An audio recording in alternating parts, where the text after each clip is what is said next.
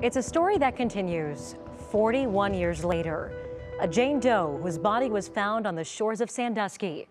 No ID, no missing persons report, just a dress and a body unrecognizable.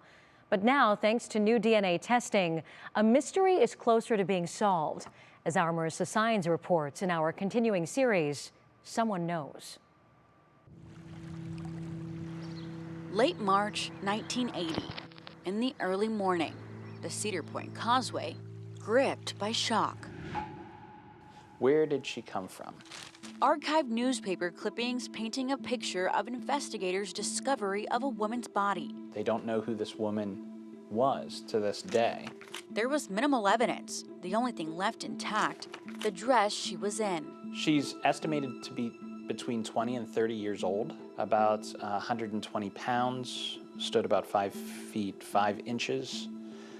That's about all we know about her. The body was far too decomposed to determine a cause of death, leaving no clues for motives or who did it. It's such a unique mystery.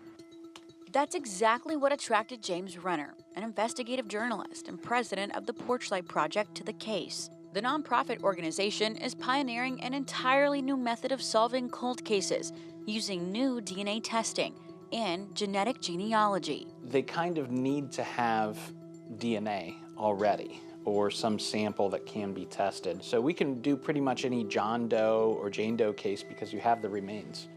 One of the organization's most successful cases, the Barbara Blatnick case. Blatnick, just 17 at the time, was killed in December 1987.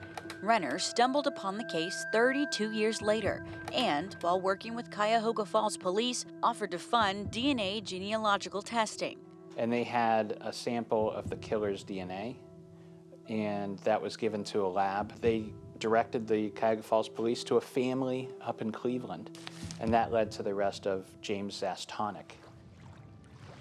Using that same method, samples taken from the young woman found all dressed up, lifeless on the shores of Lake Erie. Renner and Sandusky police hoping to learn who she was and how she got there all those long decades ago. Somebody out there is missing a daughter or a sister, and we're going to find that person and give this person a name.